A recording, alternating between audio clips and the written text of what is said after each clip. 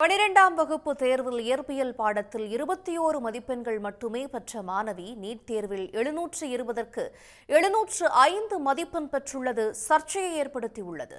மருத்துவ படிப்பில் சேர்வதற்கான நீட் தேர்வில் நடைபெற்ற முறைகேடுகள் நாடு முழுவதும் சர்ச்சையை கிளப்பியுள்ளன. நீட் தேர்வில் மாணவர்கள் முழு மதிப்பெண்களை பெற்றது எப்படி என பல்வேறு தரப்பினரும் கேள்வி எழுப்பி வந்த நிலையில் குஜராத்தைச் சேர்ந்த மாணவி ஒருவரின் நீட் மதிப்பெண்கள் விவாத பொருளாகியுள்ளது. 10ஆம் வகுப்பு மற்றும் 12ஆம் வகுப்பு தேர்வுகளில் தோல்வி அடைந்த மாணவி ஒருவர் நீட் தேர்வில் 720க்கு 705 மதிப்பெண்கள் பெற்றுள்ளார். குறிப்பாக இயற்பியல் பாடத்தில் 21 மதிப்பெண்கள் மட்டுமே பெற்றுள்ளதை சுட்டிக்காட்டும் நீட் எதிர்ப்பாளர்கள் நீட் தேர்வு முறைகேடு குறித்து விரிவான சிபிஐ விசாரணைக்கு உத்தரவிட வேண்டும் என்றும் வலியுறுத்தியுள்ளனர். குஜராத்தில் ஒரு மாணவி போர்டு எக்ஸாமில் ஃபெயிலு, பட் நீட்டில் பார்த்தீங்கன்னா ஹையஸ்ட் மார்க் வாங்கியிருக்காங்க. இது எப்படி சாத்தியம்?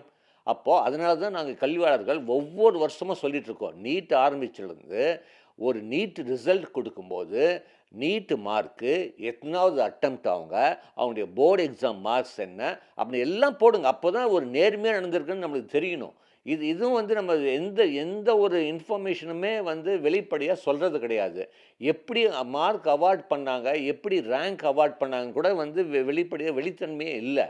அப்படி இருக்கும்போது வெளிப்படைத்தன்மை இல்லை அப்படின்னா கண்டிப்பாக தப்பு நடந்திருக்குன்னு தான் எங்களை மாதிரி கல்வியாளர்களை அடித்து கூற முடியும்.